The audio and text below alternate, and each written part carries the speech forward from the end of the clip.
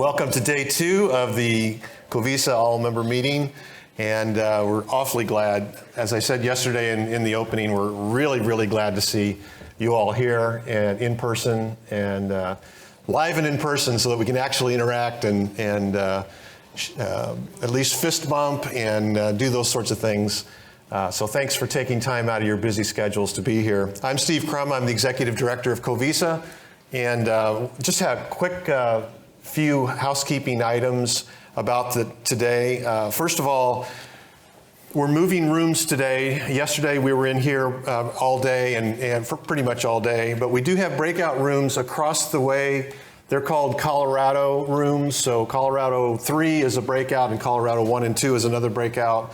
And then just to throw everybody, make sure everybody's awake, if you're looking for South Carolina, go out and take a left. It's like on the other side of that wall across the hallway. And so the South Carolina room is another breakout. We'll be in here for a good part of the morning, and then we'll be distributing to those breakouts. So just so you know where those are. Secondly, lunch is at 12:15. It's in the corner restaurant here on this level.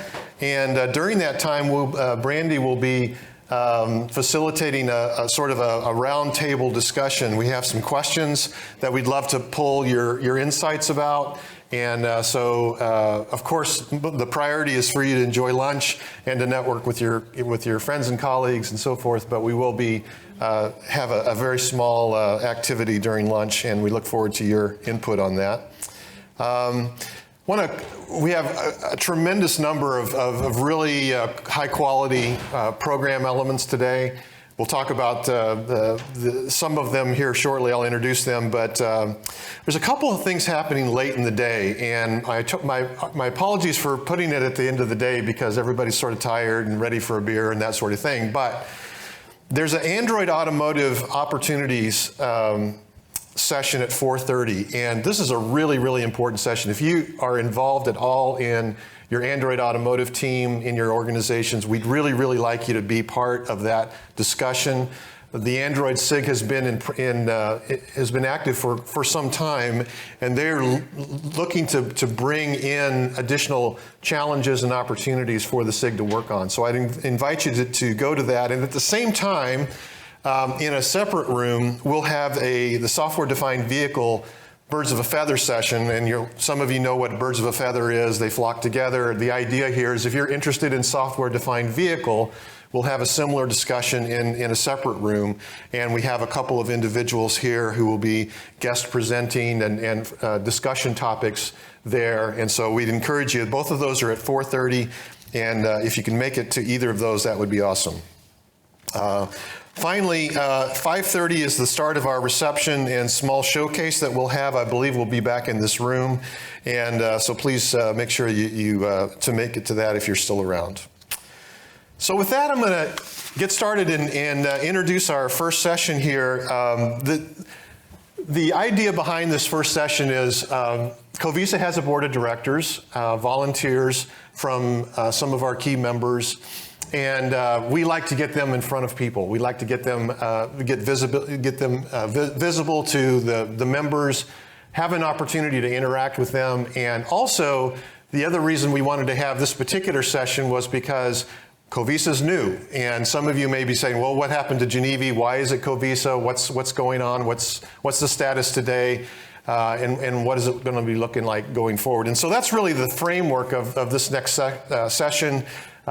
Gerald, Brandy, Eileen are all board members, and so I'm going to ask them to introduce themselves one at a time, starting with Eileen, and just a brief introduction, and then we'll get started on a couple of questions. Okay. Does the mic work? Yeah. Hi, I'm Eileen Davidson from Ford Motor Company. I was formerly the manager of a team called Central Software, part of our architecture and software platform team, where we look at the overall vehicle software architecture and some other common tools and methods that my team did. We're doing a little restructuring, and now I'm going to be managing a team on vehicle software simulations. Thank you. Thank you. Hi, Brandy, Goolsby, Product and Solutions Marketing at Wind River.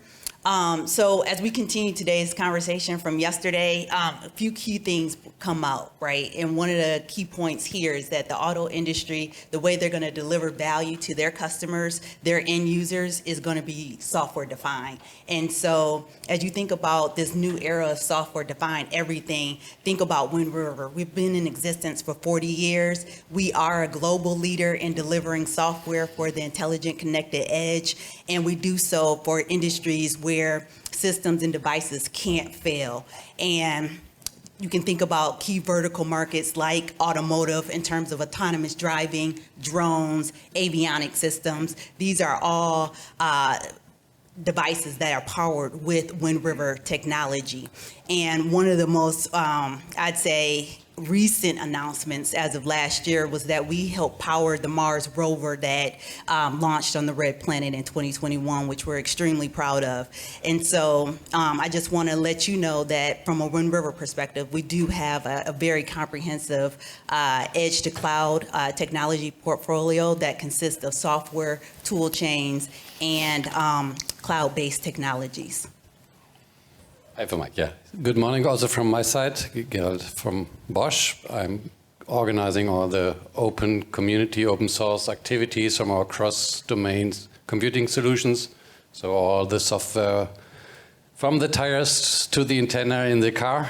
And yeah, I'm really happy to be here and give you an insight. And I'm also proud to represent COVESA. Yes. I made it. You made it. Yay. Fresh elected vice president, so we will see my face in several occasions in the future. Yeah. Yeah. Super. Thank you all for those introductions. So really the outline here is past, present, and future. Very simply, I have 3 questions, starting with the past. And I recognize Eileen just joined the board after the rebranding and rescoping of Genevi to COVESA, and so she may not have a lot of personal experience of the past. And so I'm going to lean on Gerald and Brandy, who went through the joy and pain of the rebranding exercise and throwing out all the bad names and choosing COVESA eventually and so forth. So first question is, what was the rationale for the evolution from Genevi to COVESA? So, thank you, Steve. I'm the dinosaur, you're right. But I'm still alive. And again, happy to be here. And it's really exciting to be here on stage again. I did this several times for Genevi, occasionally. yep. And now for COVESA, and it's really exciting to have you here face to face. Yeah, it was a long story, and to my impression, the rebranding activity started in 2018 in Amsterdam board meeting, where we had an extensive session and brainstormed about the future. Mm-hmm. We couldn't foresee the very near future because it was the World Football Championships there, and we had the group was Korea, Sweden, Mexico, and Germany, and we had the Hyundai Koreans there. We had Gunnar from Sweden and several Bosch and BMW colleagues from Germany. There was any Mexican. I think you take the flag. Close enough. Yeah, and some hours later, nobody has foreseen the results. Yeah. But it was very exciting. And if I remember, Sweden beat Germany. Yes. Oh yeah, that was a sad day for most of our board that day. Anyway. Yeah. But we did a lot of work there, so it was really an open session with a lot of brainstorming, and we had an extensive list of topics where we want to go in. Already having the feeling, okay, we did IVI, that's where I come from, infotainment, and did a lot of tuner stuff for Genevi and all the Linux stuff. But somehow it was done. Yeah? It was available in the industry, the ecosystem was there, the people was there, and Genevi presented there the marketplace. But so we need something new. We had already some ideas, and the favorites, I do not remember the whole list, but of course all what it was data and connected was high on the list. And then it took time to evolve. We launched some projects. But after some time, we recognized, it was necessary not to do some projects which just some experts know, but to really make it visible. And it was a trigger to really make a relaunch and changing the whole organization also visibly to the outside. And as you said, then how you do it, how you call it, what is the main topic, what is the vision, what is the mission. So it took some time again. I think also a little bit the pandemic slowed us down a little bit, but as I'm the dinosaur and I'm still alive, and now we have COVESA. Yay. Yeah, and just to complement what Gerard had highlighted in terms of how it came to be, it's very interesting, right? So Geneva, in and of itself, you can tell from the name IBI, it was very IBI oriented, and that was the actual intent and mission of the organization, right? Was to deliver a way in which an open source IBI platform could be broadly adopted by the OEM in the automotive industry community, and they delivered on that, right? So that's a huge point in my mind, because they delivered on that. So as we move and expand our scope into the connected vehicle systems, I think we can do this yet again, deliver on what we communicated yesterday, and we'll continue to communicate throughout the rest of this conference of what we're able to deliver. And so when I think about the evolution of Geneva to COVESA, I think about the evolution of the industry and how it's facing extreme disruption, and how it's literally been turned on its face, and how we collectively, as the value stream, as the value chain that is going to come together to make this a reality, it's going to require all of us collectively collaborating to deliver on this. And so you heard that message yesterday about collaboration, and you'll continue to hear it, because it's so critically important that we come together, we take the fight, we take that fear out of it, and identify where is it that we can work together on non-differentiating technologies so that we can bring forth standards that can be adopted so we can commercialize on the real value, which is those new data-driven services. So again, to really address Steve's question in terms of the evolution, Geneva was all about IVI, and now we see the need and necessity to transition to that expanded scope of the connected vehicle systems and all the related activity to that, right? Where data is the pivotal point of how these new services will be delivered. So we needed to do this. This was important, because otherwise I think a lot of people would have got stuck in the point of view that Geneva is all about IVI, and that's a dead dog. It's been solved. Now we need to move on. And so if we wouldn't have evolved with the industry, we would have been a relic. We would have been a blockbuster. So it's important that we did what we did. Excellent. Thank you for that. Great history. So moving from the past to the present, and Eileen can maybe take the lead on this one. How would you describe the status of COVESA now? What is your impression, newly on the board, newly in the COVESA context? What is COVESA about today, and what can members and prospective members think about when they consider interacting with and participating in COVESA? Yeah, sure. So, the way that I got involved actually in COVESA, Matt Jones is relatively new to Ford Motor Company. And even before Matt came to Ford, my team was looking at the VSS.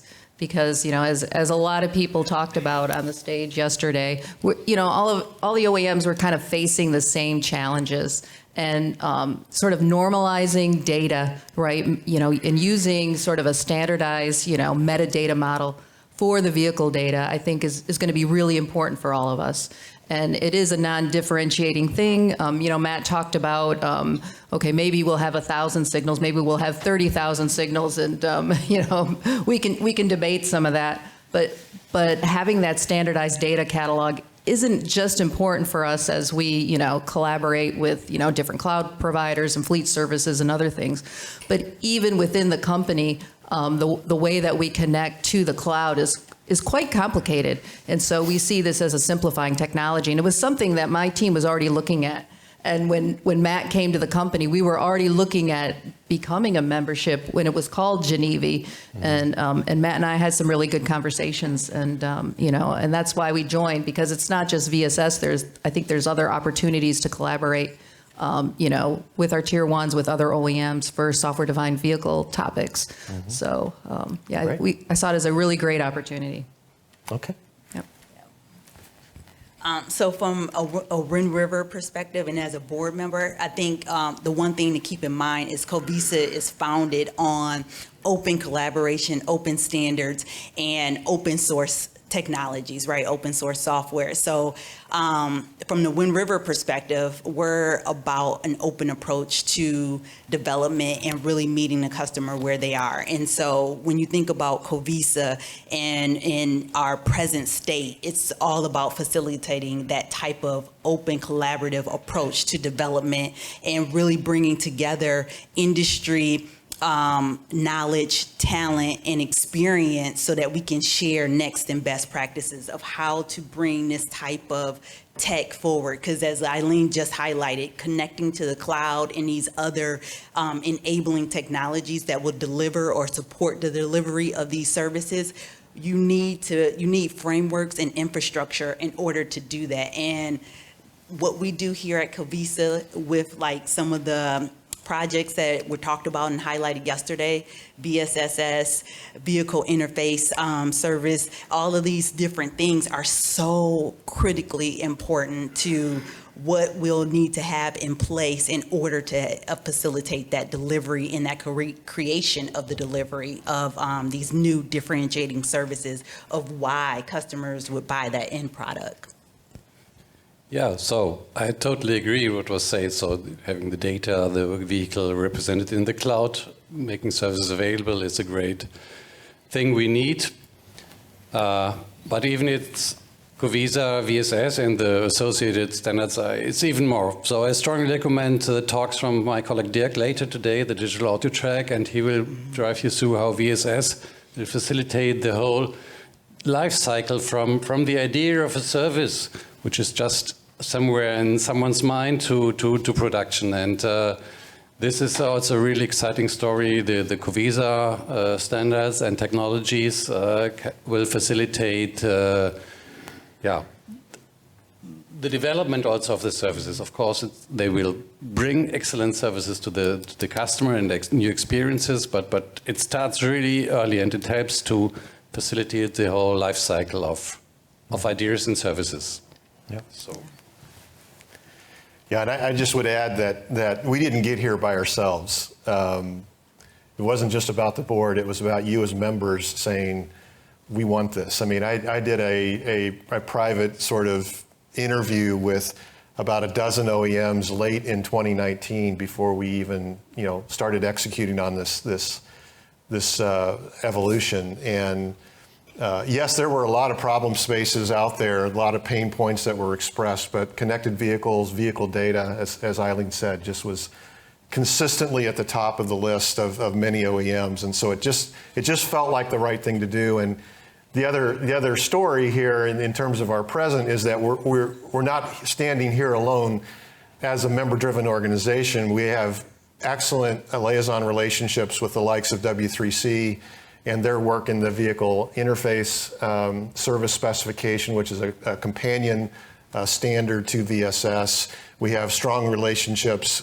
with other organizations. We're going to hear shortly about the influence of VSS in the regulatory context, ISO, some of the national bodies, some of the European bodies. And so it's not like, oh, yay COVESA. It's yay COVESA as a team with other organizations. And that's really who we are today and who we want to be in the future. But speaking of the future, let's go to the future and ask the next question, which is, what do you think the industry really needs from COVESA in the future?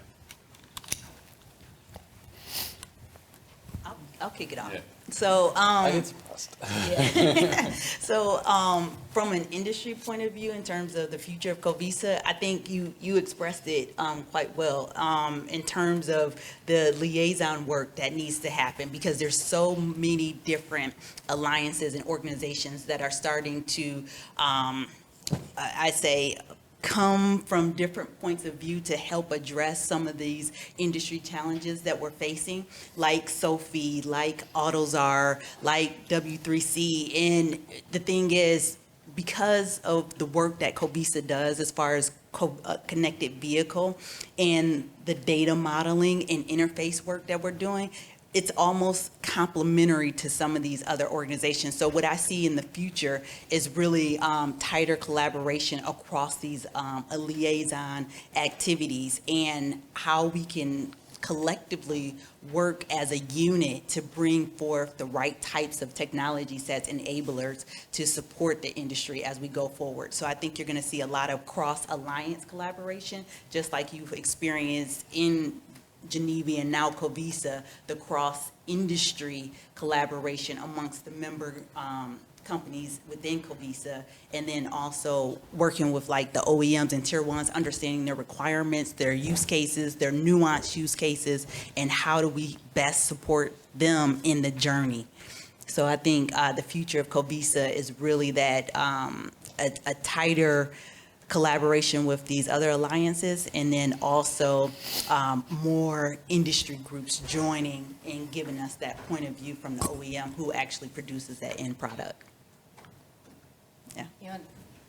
Yeah. I'd just like to add, for, as far as the way we work in the future, what I really like is this open source approach, right? And collaborating on software projects with others, really building it first and testing it first. I've been involved in AutoSAR for, forever. I think maybe even day one. And as we all know, that moves very, very slow. It's very document driven. And even within Ford Motor Company, we're trying to really do more building solutions first rather than just documenting our thoughts. So that's what I'm really looking forward to, how we work in the future in an organization like COVESA. Definitely, I can just support this. So doing it in the open, making it accessible for everyone, and then really fast adopting it for new ideas and develop the technology. That will be the key, and we're very convinced that with COVESA is the right thing to do, and will bring this benefit to the industry. Good. And just on your comment on AutoZar, we do have an opportunity this afternoon to talk about alignment with AutoZar, and we have Michael Nicholas Horit here, Deputy Spokesperson from AutoZar Steering Committee, and he has some very interesting developments in the AutoZar space that I think we would all be interested in. So yeah, absolutely. Teamwork with the other organizations, an open approach, all of those things are exactly who we want to be going forward for the industry. We have a couple of minutes here to see if any of you have any questions for our board members about the transition from Geneva to COVESA, or about COVESA today and tomorrow. Are there any questions from anybody? Be bold, come on. It's your opportunity to talk to the board. Okay, can you step to the mic, please, so we can get it on tape? Thank you. Okay, you basically just explained about the, let's say, successful history as Geneva. You basically said Geneva delivered, but what about when software or stuff needs maintenance? It does not stay there forever after you have delivered. And I mean, we see that we have a small IVI topic too. So basically, what is the legacy of Geneva within COVESA? Is it history? Forget about it, or is it still there to stay? Yeah, interesting question. I have surpassed. Yeah. Yeah, we did a lot to develop this IVI stack and to define components and so on. And you're right. We are not really, as COVESA, maintaining the details, but we established the community. Means there's a lot of companies and engineers in the in the industry and also in the software industry around Linux, where these components are maintained. And we have several projects running still, also ex-Genevi projects, let's say, which are still maintained, DLT and Audio Manager and such things. But this lives on its own now, so it doesn't need really this organization anymore. It's in the industry, so it's in the heart of the industry that you have Linux-based IVI stacks, of course, extended with other operating systems now, and we felt we can better serve the industry with these new topics, bring them forward and make them visible and develop them. And what is really needed lives on its own. Okay, so basically it has grown up. And Yeah. Yeah.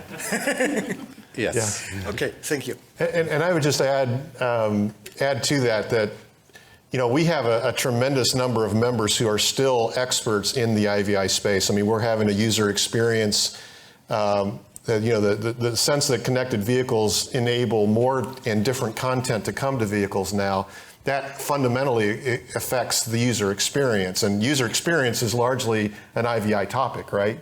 But we're still talking about it in COVESA because we have that legacy, that pivot point that we've grown over the last 13 years in IVI. And so as a member-driven organization, if there's an IVI topic that a significant number of our members want to continue to talk about, we're the place for that, and we want to be the place for that.